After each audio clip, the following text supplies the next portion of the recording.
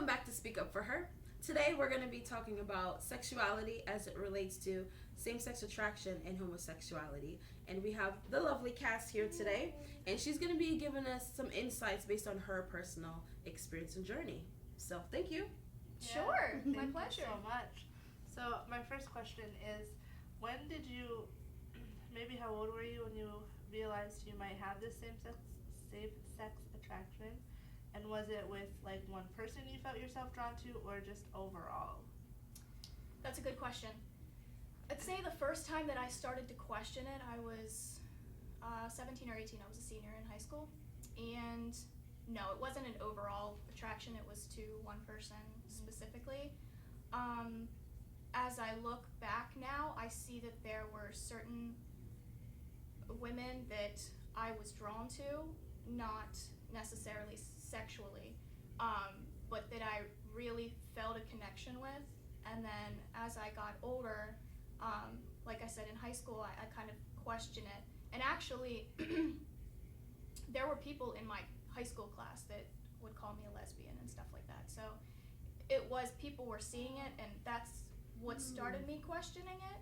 I wasn't necessarily questioning it until I was hearing things, and then I was like, okay, maybe I am. I don't, So I they don't know. like threw the label on you. Yeah. Interesting. But it wasn't until college when I was like, okay, maybe there's something to this. Were you in a relationship with a guy even at any point while you realized you had this attraction? Yeah, there was a guy that I dated in high school, later on in high school, that I grew up with actually. But I never felt like a real connection with him, like an emotional connection. He was a friend and I cared about him, but it wasn't more than that. So that again added to the questions in my own life. So, when did it get from the stage of being a thought or an idea into your head to, okay, this is you more identifying with it? Or did you ever identify as someone who is a lesbian? I never adopted that lifestyle. Typically, in the lesbian community or whatever, you're surrounded by that. Your core group of friends, you all have the same feelings and understandings. So I hadn't submerged myself into that, but in college, that's when the curiosity got the best of me, and I, started to experiment. And I was not comfortable with it at the time. I still, because of my Christian upbringing, felt wrong about it, felt that, and that's another thing, the reason that I struggled in high school, I was so involved in my youth group and things like that, and so I thought, I can't feel this way because I'm going to go to hell if I do, Oh, wow. and so that started to, I started to suppress the feelings that I was having because I didn't feel comfortable asking anyone or talking to anyone about it. That was my question. Did you, at 17, 18-year-old, did you reach out to anybody and say, I'm having these thoughts in my head? I never No told one. anyone until I acted upon it in college. And when that happened, I still hadn't talked about it until later on down the road. But the only people that I felt comfortable talking to were people that had the same experience. So I was unknowingly searching out lesbians or people that were experimenting and talking to them about my experience because I felt like they were the only ones who would help. Relate. Wow. Yeah. So, did you and this other person kind of have a discussion, or did it like this, let's pursue a relationship, or did it kind of just naturally happen? Well, the relationship, the friendship was very, very unhealthy. There were no boundaries in that friendship. That's part of the problem. Even prior to? Yeah. Okay. Yeah, it was not so you sexual knew the at person first. beforehand? Yes, we were friends for a couple years. Okay. And there's a word called enmeshment, which essentially means that you become like that other person. Your personalities start to overlap. When you're involved in an emotionally dependent relationship like that, whether it's sexual or not, you lose yourself in that other person. And so part of the problem in the lesbian community is when that relationship breaks, it feels like death because you're losing a part of yourself. You're breaking off from that other person that you had invested in emotionally so much. So for me and this other person, we had already emotionally invested in one another, yes, Okay. in a very unhealthy way. And so there's only so much, ignoring of the boundaries that you can do before it becomes sexual. So once that happened, we had a talk about, like, for me, that was the first time that I opened up, like, does this mean I'm a lesbian? Like, I don't understand what does it what this mean? means. Yeah. And we ended up down the road getting into a relationship, but we didn't tell anyone at first, and then we only told certain friends for years. Only a few people knew. So neither of the families were aware of anything. Okay. Wow. Why, It was really difficult. why do you think you That's didn't tell tough. anyone? I was ashamed.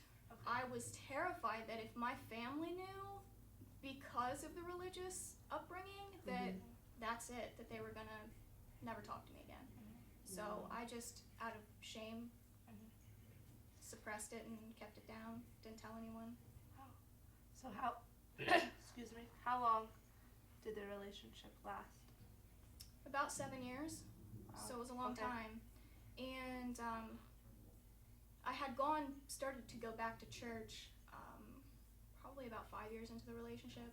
And actually during that time, later on in the relationship, we both were questioning our sexuality, and so then this is even worse. Things just spiral so quickly, but we decided, well, let's try dating other people. But we were still, the relationship hadn't changed.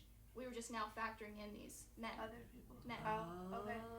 Did these Um, men know that you two were in a relationship? Some of them did. Okay. It depended how serious the dating Wow. was. Okay.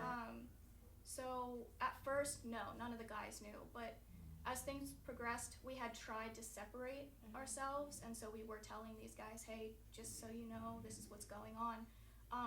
They were understanding, but again, I think that lesbianism is so accepted that even men are like, well, that's okay with me, and that's really a shame because they're not healthy relationships. Right. And you can't have a healthy relationship with somebody else when you're Invested. stuck in Yeah. something else, yeah. Okay, so walk us through, you said about after 5 years, you started going back to church. Walk us through those 5 years where, year 1 through 5 of the relationship. What was your relationship with the Lord? What did that look like?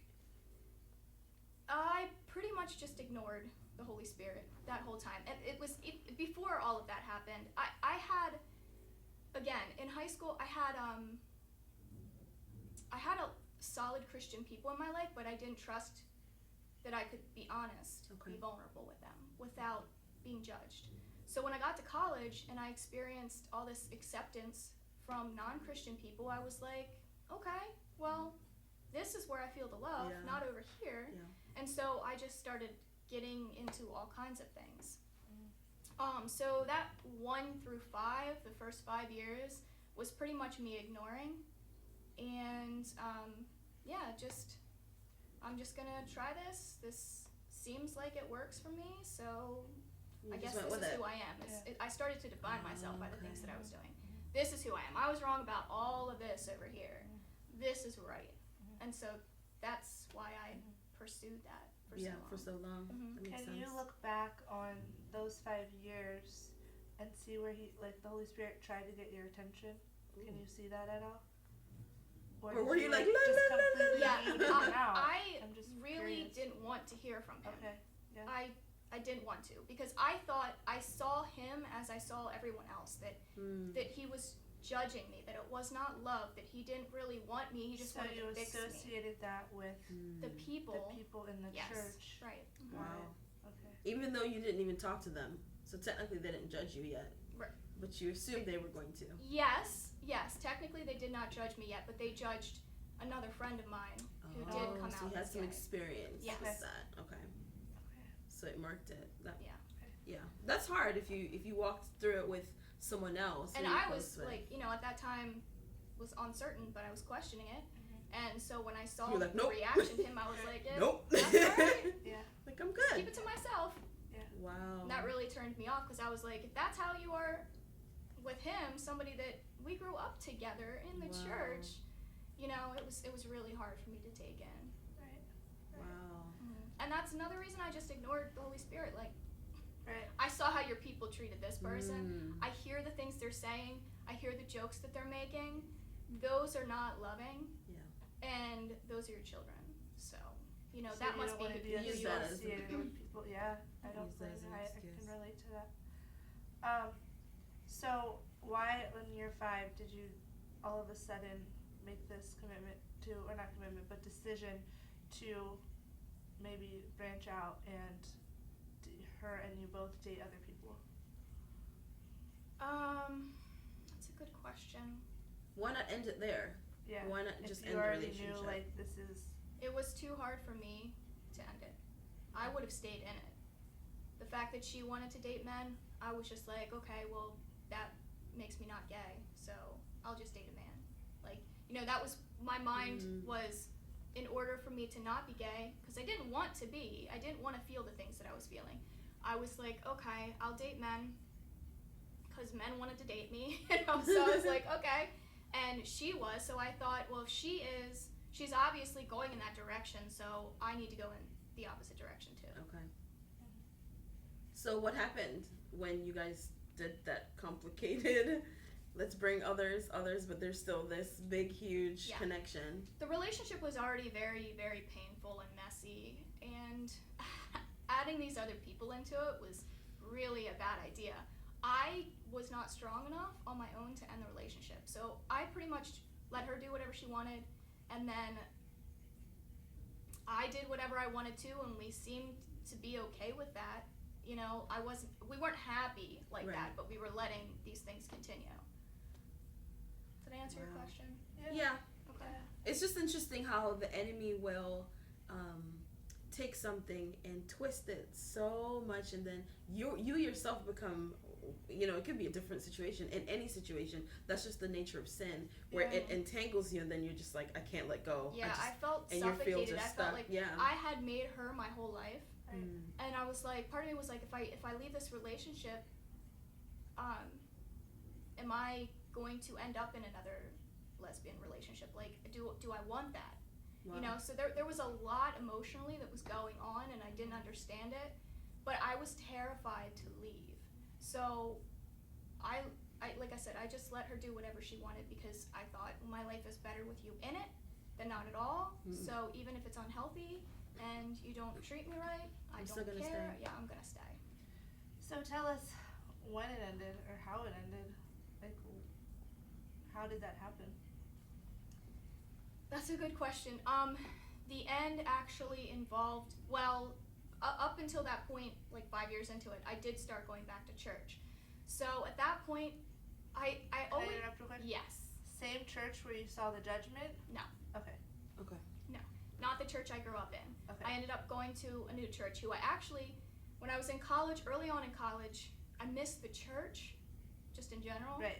And so my friend that had come out as being gay, he was visiting. We decided to go to this other church. We went, and it stuck in my head being in that church. So I felt like this pull for years, you know, like I was trying to ignore it, and I did ignore it, but God's so faithful, you know, and Yeah. he's relentless, and he was gentle with me, Yeah. you know, and that's what won me over, not the criticism, Right. you know, all that negative stuff.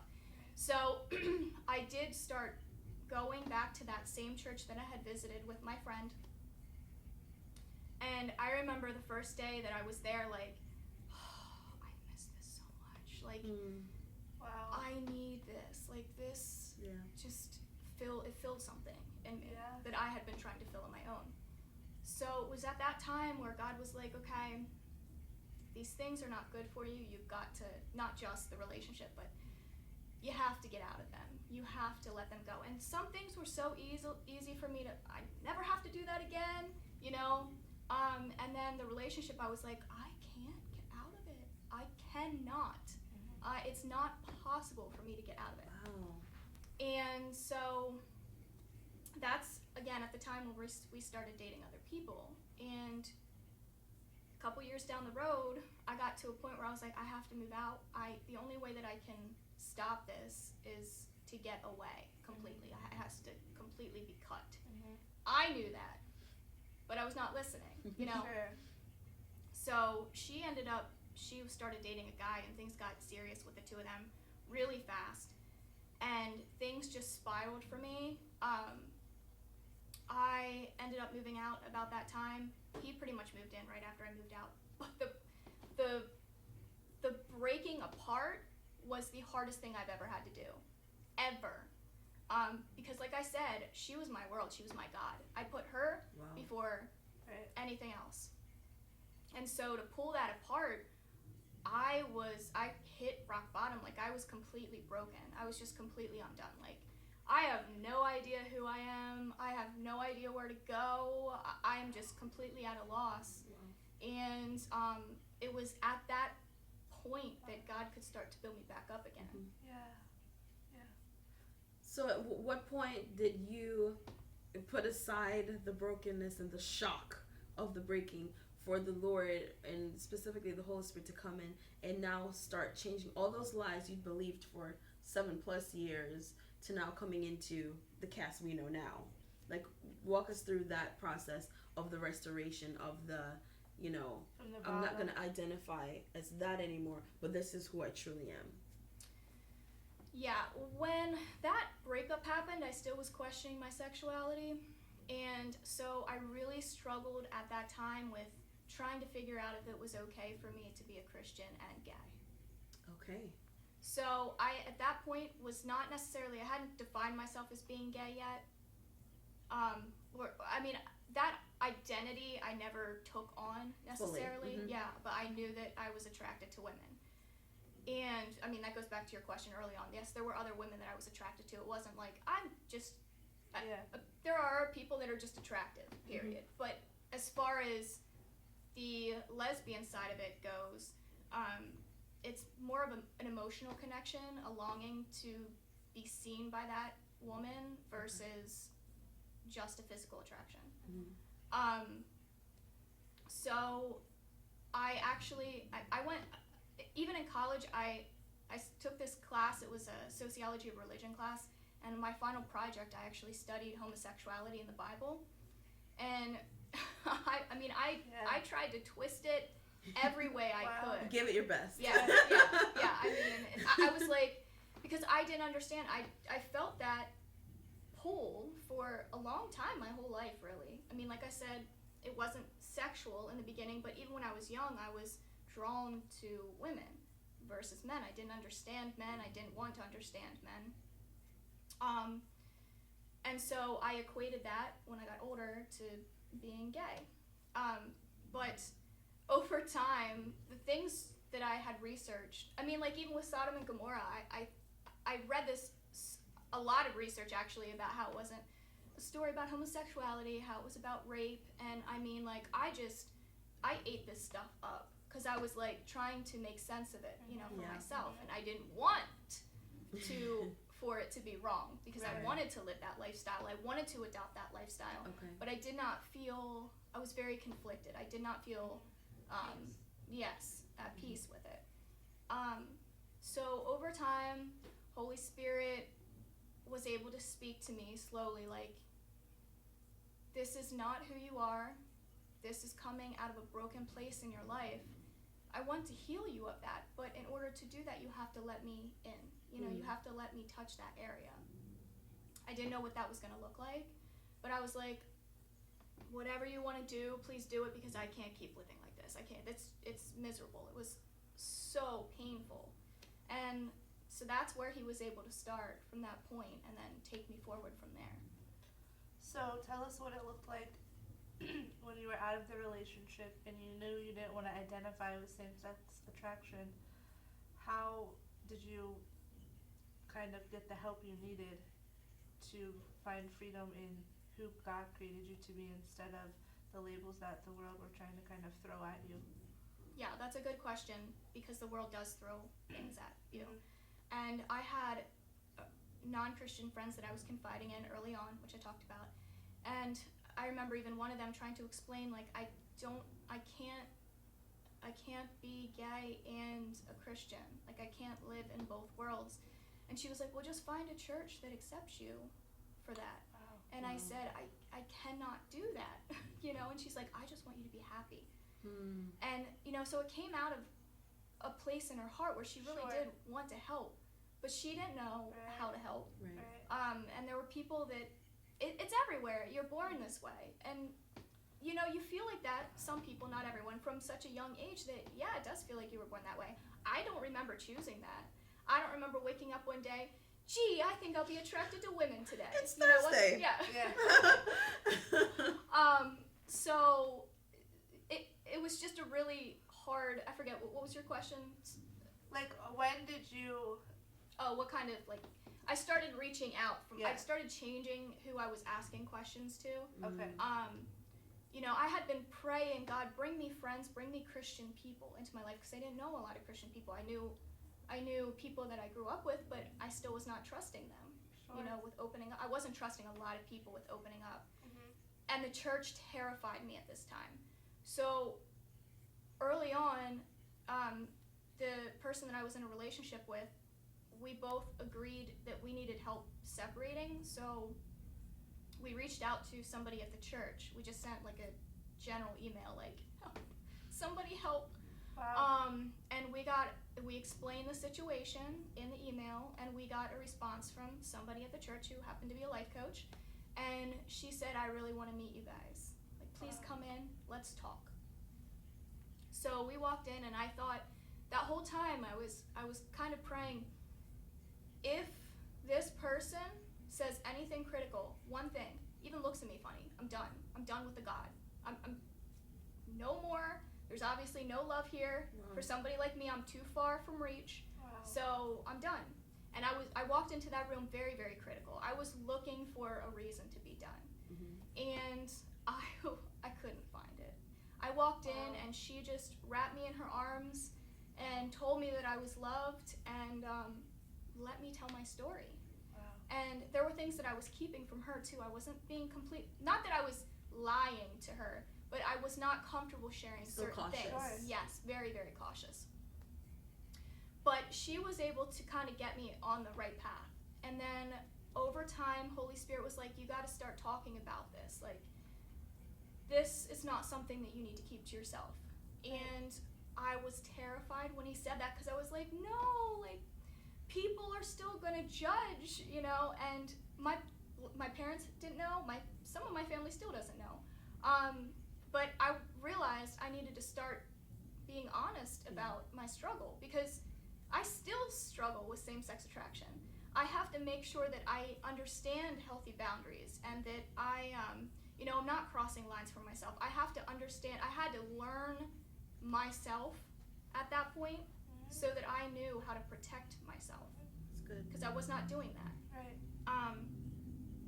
So slowly I started opening up to Christian people, and the first person that I told about my struggle was a friend of mine, and she had been texting me, I think she was in training or something for work, and she happened to sit next to somebody who was in a same-sex relationship and was sharing things to her, my friend.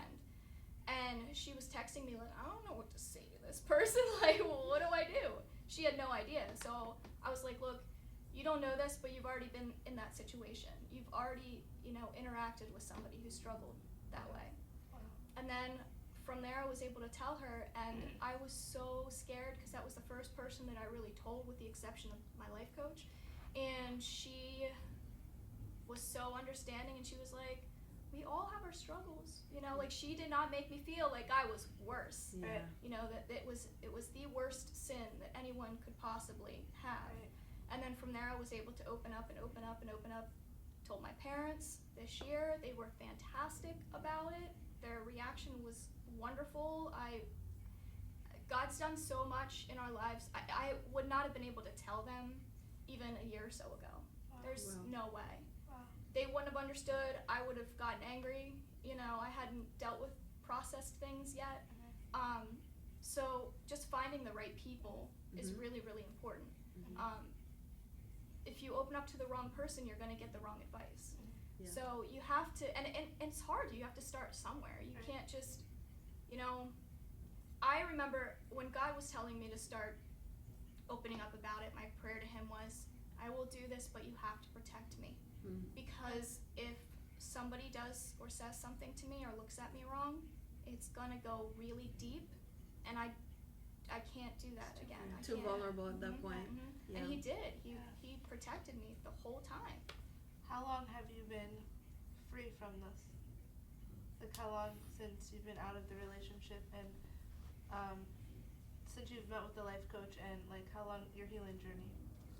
It's been 3 years since I got out of that relationship, and it's been a really, really hard process, but everything happened so fast that I just feel so blessed to have the people that I have in my life to help support me and love me. And I mean, there's been so much. It's just so, I love life now. Like, I look back on who I was then, and I was just this crippled person, this broken person who was just so longing to be loved and accepted. That's where that lesbianism came from. It came from a wound that it's I've heard it said that it's an unhealthy way, an illegitimate way to get a legitimate need met. And that really resounded with me, because that's what I longed for. I longed for just touch and affection and love, and to be seen and known for who I was, and not judged for it, or for people to be using the negative against me, and God's filled every single void that I have. Yay. Yeah. I know, right? That. I love it. You mentioned before that you still struggle Yes. with that, so we want to bring this some practicality into this. And you mentioned boundaries. What are, speak to someone who was you 10 years ago. What boundaries would you be suggesting that they put in place? Give us some practical wisdom. If you're somebody that's struggling with same-sex attraction, you know your triggers. You know what things make you want to live that lifestyle, or make you question things, or whatever. For me, still is. TV shows is a big thing. There's certain characters that I relate to on different TV shows that are gay, and I have to be very careful what I watch, what I let inside my head, who I'm letting speak into my life. Doesn't mean that I can't have people who, live differently than I do, but I can't let them influence who I am. Right. If you're somebody that struggles with same-sex attraction, don't be alone with a woman. In the beginning, be very, very careful about having boundaries. It's very easy to cross lines, and it happens a lot faster than you think. You try to justify things like, well, she would never let this happen, or whatever, and all of a sudden you're stuck again, and it's really hard to get out of that. So find good Christian people to talk to, share things with them, be careful about who you're sharing with, and whatever those triggers are, they might change over time too. Be careful. I know sometimes it's hard. You just see things, on TV. Like, I was on Instagram recently and just happened to come across a video, and I was like, because those things stick with me. So I am very cautious to just keep them out. Just be not guarded in, a negative way, not like don't let anyone in, but be guarded and alert as to the things that are making you want more of that. That's good. What I love about this is you look free.